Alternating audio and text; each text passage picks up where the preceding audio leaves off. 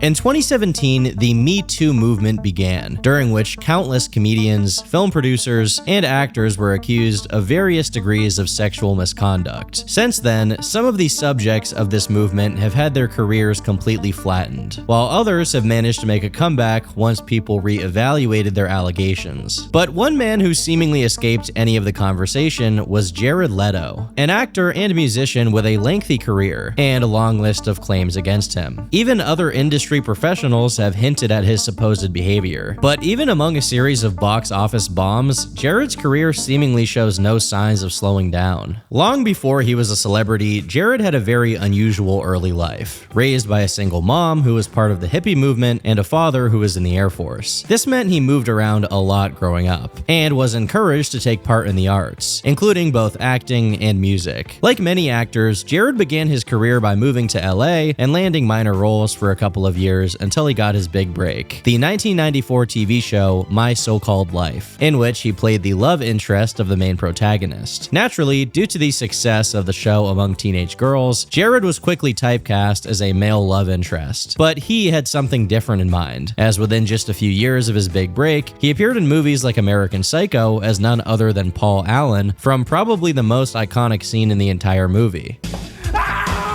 And you may also remember him from Fight Club, where he plays a character named Angel Face. In the movie, he's juxtaposed in the story to be good-looking, only for the protagonist to hideously deform him in a fight. Lastly, we have the movie Requiem for a Dream, a psychological drama where Jared plays a guy whose life is being destroyed by his heroin addiction. Based solely on the kind of roles he favored over the pretty boy image he started his career out with, you can gauge that he wasn't exactly satisfied in starring in random rom-coms and things of that sort. Another sign of his growing ambitions was that in 1998, he formed a rock band called 30 Seconds to Mars with his brother Shannon, which went on to become a household name as well. From the late 90s onwards, he had really set himself up for life with how much success he was accruing in multiple different mediums. I mean, how many A-list actors have you heard of that are also legitimate rock stars? You would think that with his accomplishments, Jared could never fumble the bag. Well, think again. Let's fast forward to 20 years in the future, specifically the fateful year of 2016, when the sun was still yellow and the kiddos still had a twinkle in their eyes. We could not have possibly foreseen things like gooning and 6'7", okay? These were not in the common vernacular. Although they stretch it out even more.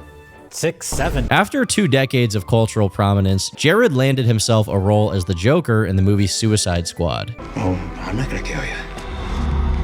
I'm just gonna hurt you. Really, really bad.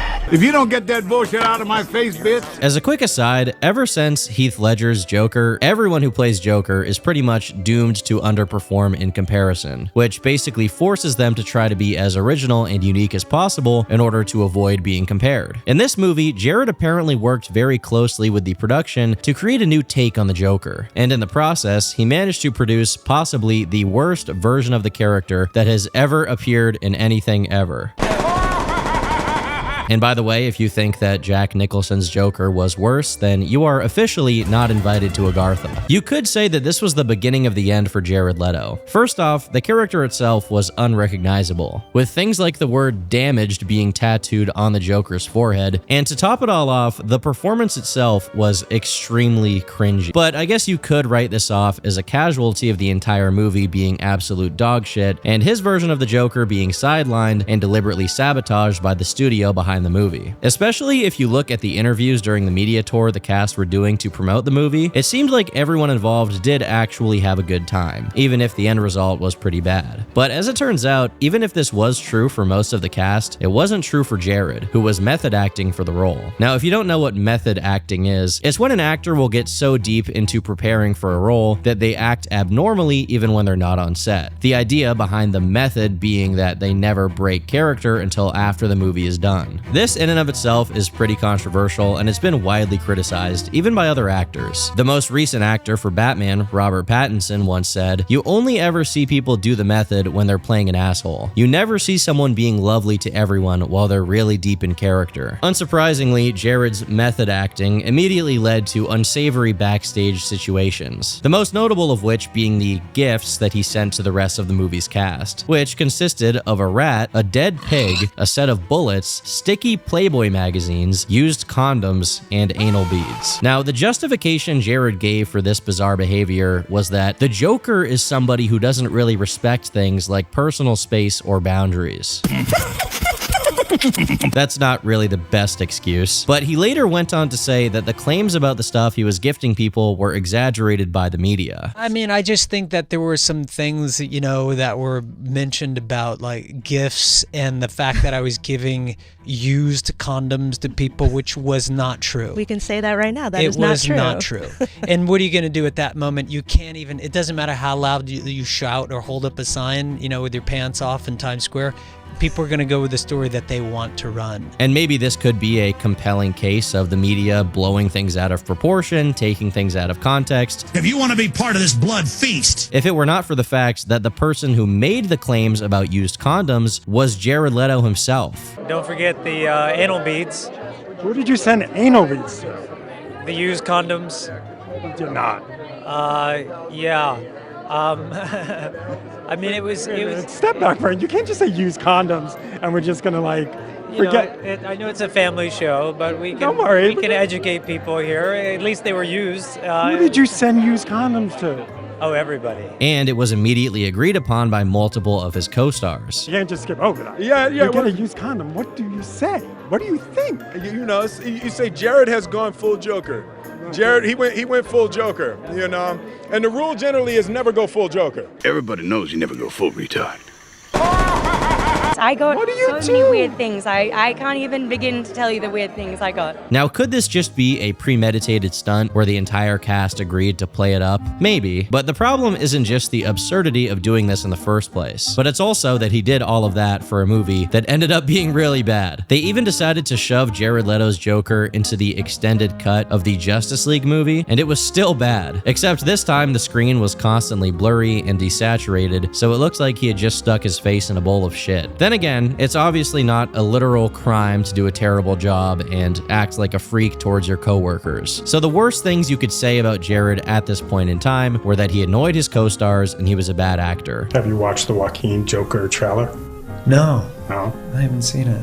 Hello, darkness. As far as the kinds of things that celebrities get up to, being obnoxious isn't that bad, to be fair. It's also worth putting it into context that just a few years prior to the big Joker blunder, Jared actually had a really good performance in the movie Dallas Buyers Club, where he also engaged in method acting. So you could write Suicide Squad off as one big fluke. However, it's the unfortunate reality that celebrities get away with a lot of stuff because the media they work on is widely acclaimed. Because of this phenomenon, it was only after Jared made himself look like a hack in 2016 that public opinion really began shifting, as many considered that maybe he wasn't as great of a guy as people initially assumed. One of the first places this discourse manifested was on Reddit, where in a thread about Jared Leto's behind-the-scenes antics during the lead-up to the Suicide Squad movie, a sidetracked comment thread took place that read as follows. I have a cousin who goes to an expensive private high school in LA. One of her friends is the daughter of a certain famous model from the 80s and 90s and has been having sex with Jared Leto as a 13 and 14-year-old. He's made her get an app that deletes messages after they're seen. And he knows she's under 18 because one of her friends took a picture of a message he sent her before it was deleted that said, "Can you come over tonight?" And she said, "No, my parents are home." Feel free to call bullshit, but I have a feeling someone will find out soon enough and he's going to be in deep shit. Edit. I've gotten more than one message from people who know which girl I'm talking about, so it sounds like more people are aware than I expected. This guy needs to go to jail. This was posted right around a month after the movie had come out, so nearly at its peak in popularity, or infamy. And since there's plenty of insane people online who will say this kind of thing about anybody who's a celebrity, this could just be a baseless allegation. To play devil's advocate here, this person is claiming that a friend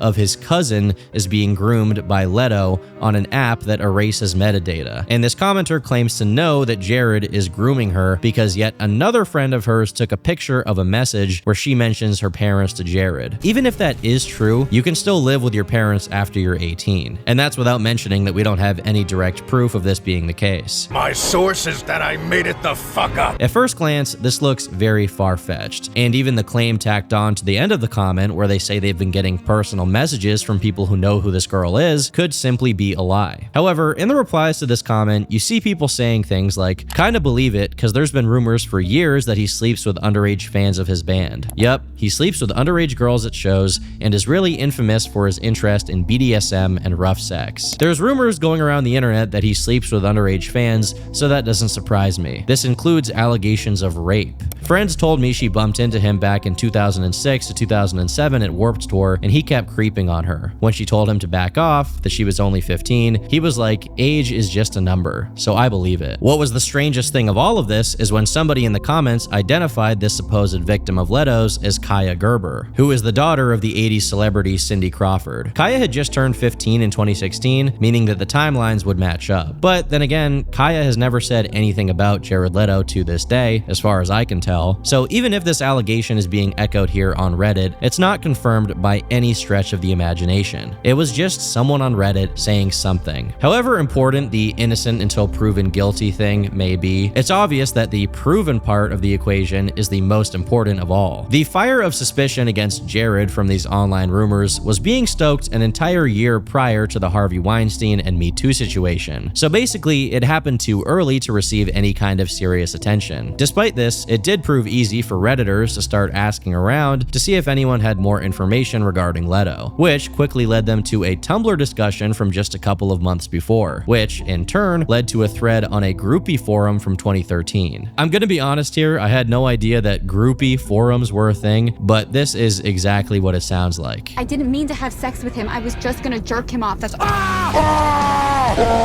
One user named Kuroki Mesa made a compilation of claims made about Jared, which include, I hooked up with him several years ago when I was about 4 months over 17. There were marks left. It hurt like Satan. He wouldn't slow down even when I told him to. There were times I had to bite down on him because of the pain down there, and he didn't give two pisses about it. I think he got pleasure out of hurting me, but I was too young and didn't know that then. I felt as though I was being raped. So girls, if you're into that whole thing, by all means, Jared's your man. I had sex with him when I was 15. He's gross. Stay away from him. I lost all respect for Jared Leto after I met too many teenage girls who have been approached by Jared in order to sleep with them. He's just another rock star who lets his ego get to his head so he can take advantage of young girls. He even hit on my 15-year-old best friend. He's no better than Roman Polanski in my eyes. I met Jared Leto when I was 17, a naive, innocent virgin on one of his movie sets in Brooklyn, when he was turning 33 or 34. He gave me his email address, we exchanged emails. He was friendly, we exchanged numbers, and that's when I started seeing he was a perv. I can say Jared was my first for many sexual experiences, and I wholeheartedly regret it nowadays. He was very pushy into coercing me to do sexual acts with him, and he was quite rough and forceful. Once he was unnecessarily rough, and when I told him it hurt, he didn't stop. The worst part of it is that he liked to talk dirty, but not have normal dirty talk. He liked the fact that even though I was 17, 18, 19, 20, 21, he wanted me to tease him and tell him I was 14 or 15. He really got off on hearing I was X years old and he was doing something very dirty. According to some people who were taking part in the Tumblr discussion about it, some of these posts, or all of them, were just fan fiction. However, when these forum posts were reported on 2 years later by a website called Contemptor, it spawned a Reddit thread where not one, but two people corroborated that they either knew one of the victims personally and had seen evidence of what Jared was sending them, or had heard similar stories about Jared role-playing these scenarios with women. But so far, these claims had only come from anonymous sources, and no one had been confident enough to talk about it with their name and their face attached to their claims. Well, not exactly. You see, in 2015, just a little while before the Contemptor article was published, James Gunn apparently made a live stream on the now defunct platform Periscope, claiming that Jared slept with several underage girls. However, this stream was promptly deleted, and James made an Instagram post with this caption: "Sorry to all of you around the world who saw my ambient-fueled Periscope session last night at 3 a.m. Yes, I erased it." Even if this is 100% true, James still decided to delete the stream, which may mean he retracted his statements or regretted making them. However, he would reiterate these claims just a few years later. In 2018, actor Dylan Sprouse tweeted out the following: "Yo, at Jared Leto, now that you've slid into the DMs of every female model aged 18 to 25, what would you say your success rate is?" James Gunn replied, He starts at 18 on the internet. I don't know how often James Gunn does Ambien, but I doubt that 3 years after he first made this claim about Jared, he once again randomly rattled off this narrative about him for no reason. Now, just 1 month prior to all of this going down on Twitter, Jared's co-star on My So-Called Life, Claire Danes, gave an interview to Howard Stern, where she said this. He brought me to my first club when I guess I was 14. I was, Is that appropriate? No. He was very fraternal with me. He was very protective of me. How much older was he than you? Much. Oh, really? Well, I don't know. At the time, he seemed ancient. He was you were 13, 14? I was 14. He was 21 or something. That is ancient to a 14-year-old. Yeah. And he was your first makeout, which is really kind of weird. Yeah. When you think about it, there you're 14. were these stage directions in that scene where it said Angela kisses Jordan's face. And I was like, what? Yeah. I didn't understand. Like, what is that about? Like, why would she kiss his face? And it was, So I had that question on set, and he had to kind of explain teach me. I'll teach you. Although it is somewhat shocking to consider the possibility that Jared Leto may have been doing this kind of thing for his entire life, it's also worth noting that predators don't just become predators overnight. People online recall discussions about Jared's illegal activities going all the way back to 2005, and not just from random anonymous strangers, but also from news outlets like the New York Post. In one article they published in 2005, they talked to a source who claims that Jared was pursuing underage girls while on tour with his band. He's been approaching all the girls and inviting them to his shows. Girls from IMG, Elite, Next, and Women are staying there, and Jared has been hitting on all of them. And just for context here, IMG and Elite are modeling agencies. He's a serial texter. He is constantly texting these 16 and 17-year-old girls. It's really kind of creepy. Leto's digit collecting prowess came up short with 17-year-old Elite newcomer Nadia Panchenko last week at the Maritime's La Bottega restaurant. The Ukrainian stunner declined to give up her number because she already has a boyfriend, and the fact that a frowning chaperone was standing right behind her probably didn't help Leto's case. This article claims that Jared Leto, a celebrity whom everyone could recognize instantly, was doing cold approaches on minors, not only in public, but directly in front of their chaperones with not a care in the world. These many red flags call for a reevaluation of pretty much his whole career to look for signs that he had always been flying just under the radar. For one, he's publicly associated with photographer Terry Richardson, and continued to be well after he had already been accused of sexual impropriety with the underage girls he photographed. Jared went as far as to say this. Talking about Terry Richardson, he says we have a feeling he has a common passion with you that we probably have too, but you can afford to enjoy that passion a little more. Yeah, I think we have a lot in common, Terry and I. He's a really interesting man.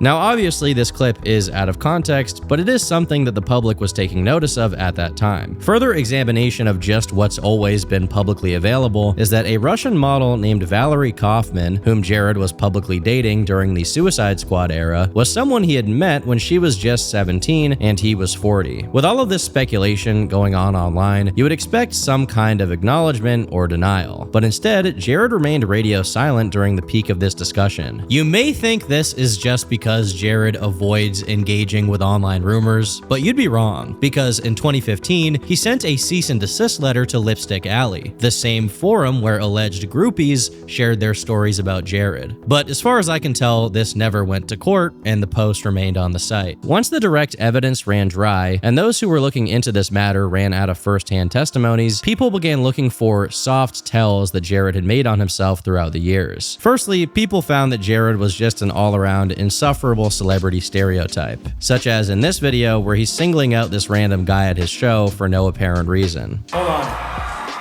Hey, buddy. Hey, yo, you with your fingers in your chin beard, what are you sitting on your fucking ass for? Huh? This is the 30 Seconds to Mars show, okay? If you can stand up, you better be up off your fucking ass right now, you hear me? Does he understand what I'm saying to him right now? No, don't look behind you, I'm looking at you. Yes, you. Yes, you.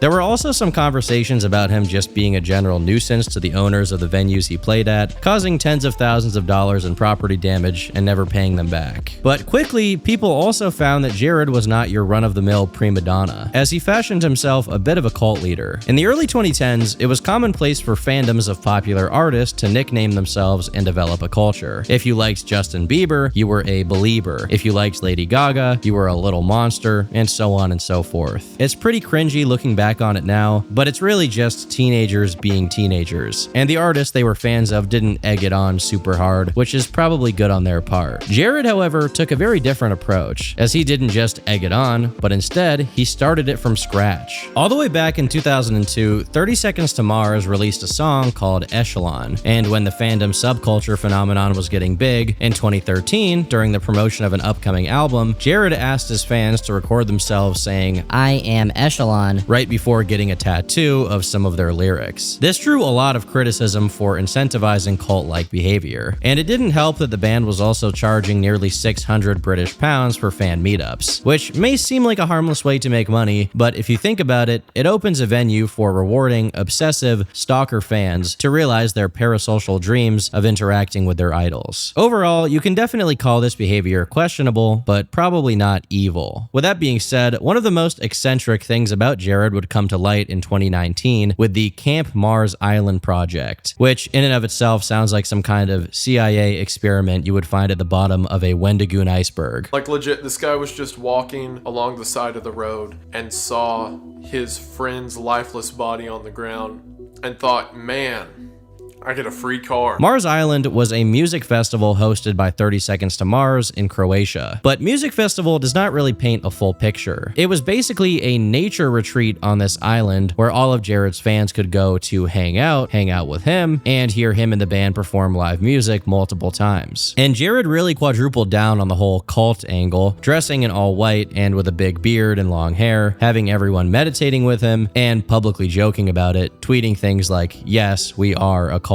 On one hand, some people basically saw this as an inside joke for fans of the band, and that's not untrue. But if you take into account all of the claims made against him, it started to look a lot worse to a lot of people. But as far as we know, there was no questionable behavior going on at Mars Island. I mean, arguably the whole thing is questionable, but you get what I'm saying. But despite all of this stuff accumulating as the public grew increasingly sour on Jared, eventually this stuff simply lost momentum before any hard-hitting allegations were made. Mainstream media never really picked up on these stories, and all of it went under the radar. But like I said, the way these things work is that a celebrity is only put under scrutiny when their work isn't going well. Just when the backlash for his Joker performance was winding down, in 2023, Jared decided to make a major comeback with the box office hit and cinema masterpiece known as Morbius. It's Morbid time. If you are a literal baby, you might not remember how much of a mockery was made out of this movie flopping, with it leaving the theaters almost immediately due to not getting any viewership, only for people to make an ironic campaign to bring it back. Funnily enough, the studios actually re-released it in theaters, thinking that this meme would translate to ticket sales. Obviously, that did not happen, which prompted people to make yet another campaign saying they were just busy that weekend and they needed Morbius to be brought back a third time. With hundreds of thousands of people tweeting out, "It's Morbin time," the movie's only significance is really how much of a joke it became. But one unintended consequence of all of this is that it once again attracted people's attention to Jared Leto, and they once again began discussing his allegations. Upon doing some research, they discovered that he had recently sued the owner of a website called Michael Casting Pearls. Based on the rough details given for the lawsuit, this Michael Casting Pearls guy believed that Jared Leto was the Antichrist, and he had been posting online about it. With the lawsuit being presented this way, most people would instantly dismiss anything coming from this person as it being purely the work of someone who is out of their mind. But the thing is, if you actually browse this guy's website, on one hand you will find bizarre religious conspiracy theories, but he also made an amateur video essay about Jared, where the allegations against him are discussed, and the creator analyzes Jared's history of connections to people like Terry Richardson. Luckily for people researching this case, Michael Casting Pearls also included a link to screenshots screenshots of various people making claims about Jared over the years. I was a fan of his and underage, and I had snapped him once and he sent me a dick pic, and I'm still so disgusted. I told a few people when it happened and everyone said, "Ooh, what kind of picture did you send him?" As if 15-year-old me sent provocative pictures. When I was in high school, Jared Leto used to walk through the Meadow in Central Park trying to get noticed by teenage girls. Since the discussion of sexual abusers in the entertainment industry is important, I'd like to remind everyone that I witnessed Jared Leto invite an underage girl on his bus. He's a rapist and an abuser. At Jared Leto, do you remember being in Palmdale on a photo shoot with your friend, a photographer? She was on job for someone else when you exposed yourself to my daughter when she took you and another actor to shoot guns. Yeah, sexual assault. Still haunts her you took it out, jerk. She wasn't underage. Still, a young woman of 18 or 19 doesn't need that at any age. I could go on reading more of these, and really, I could go on, because there are literally hundreds of claims coming from every country Jared had ever set foot in, with most of them being related to Jared being with girls as young as 14, 13, and even 12, including various degrees of abusing them or even giving them STDs. Of course, we can't personally verify the legitimacy of each and every one of these accusers, but with this many people coming out over the years, you have to wonder if there's an inkling of truth to what they're saying. Unfortunately, their veracity can only be evaluated if these accusers come forward in the proper legal manner, which, as of 2023, they hadn't done. But just 2 years later, Airmail published an article reporting on how these claims had recently gone from rumors to actual accusations. It starts out with more of the same we've already seen. Testimonies from people who claim they were approached by him when they were just 16, calling them multiple times over weeks to ask them sexual questions. Oddly enough, here we have the mention that Leto actually had an assistant who was aware of what he was up to and actively cooperated in finding him new victims, which is extremely disturbing to consider. But as we go deeper into this article, we finally get one named accuser, music producer Ali Teals, who alleged that all the way back in 2012, Jared had attempted to force himself onto her backstage while wearing a kilt and a snow hat. With the resurgence of the discussion surrounding him, she decided to tell her story, which prompted 50 other women to also come forward, although these claims don't have names attached to them, and they're simply people on Instagram who saw what she said and decided to echo her claims. This, in turn, forced Jared's legal representation to respond, claiming the allegations are false. Another accuser, a model named Laura LaRue, claimed Jared had exposed himself to her without warning or consent when she was just 17. All in all, while each of their specific stories haven't been told in detail by journalists, there were a total of 9 women who were formally accusing Leto of sexual impropriety. Besides Laura and Ali, another person alleged that Jared had started texting her while she was underage, with him asking her some very foul and inappropriate questions. Additionally, she claims that at one point Jared just began cranking it in front of her, insisting that she join in. In other stories, Jared specifically went to modeling agencies to try to siphon all of their underaged female models into parties that he organized so that he could get them to skinny dip in his pool. With all of this going nuclear in legitimate news outlets, a lot of people expected him to suffer some legitimate professional consequences. And that's fair, given that entire careers have been reduced to rubble over much less. But it turns out that, as the prophecies have foretold, nothing ever happens. Despite all of these allegations making the rounds in June, a major movie that was set to be a blockbuster, Tron Ares, had just been released, starring Jared Leto front and center. Now, it is worth noting that to say Hollywood gave him this role is not exactly true. Jared had been lobbying for this movie to get made way back in 2017, claiming to be a huge fan of the Tron franchise. And despite the failure of Suicide Squad happening in 2016, Jared had won an Oscar just 3 years prior for Dallas Buyers Club, meaning that at that time, the industry did have reason to believe that his career had some serious potential. Fast forward 8 years and a lot has changed. By erasing my mind. Despite boasting a pretty impressive cast, a soundtrack by 9 Inch Nails, and a huge marketing campaign which involved Mr. Beast for some reason, let's do this. Tron Ares was a major box office failure, although Jared may not be too concerned about it since he's already slated to appear as Skeletor in the upcoming He-Man Masters of the Universe movie, which in all likelihood will also be a failure. And the failure of Tron Ares also once again brought Jared's performances as an actor under scrutiny, once again bringing the allegations against him into the spotlight. As far as public statements from Jared himself, it's been complete radio silence. His legal representative only responds directly to these news outlets, and it's only to say that the claims have no merit and nothing beyond that. Now, in fairness, I guess it is possible that somehow all of these claims are completely untrue. We've certainly seen false allegations before. But what's different about this case is the overwhelming number of claims being made. It's literally hundreds at this point. If even one of these stories is true, it's pretty damning. It's hard to say how long Jared Leto's plot armor will last, especially if more people come forward to corroborate these stories. With other major figures of the entertainment industry finally being punished for their decades of criminal conduct, I wouldn't say it's impossible for Jared to also meet the same fate. But if you want my opinion, it's going to take someone very high profile coming forward to accuse Jared before anything definitive happens. As of now, his name is just much bigger than anyone who has said anything about him, and as a result, positive news or articles about his career in general are just going to rise to the top of that noise. But if it does happen, the next people who are going to have fingers pointed at them are going to be the countless industry professionals who have allowed his career to persist. Also, even I can't lie, this shit still goes hard. Thanks for watching, and until next time, leave me alone.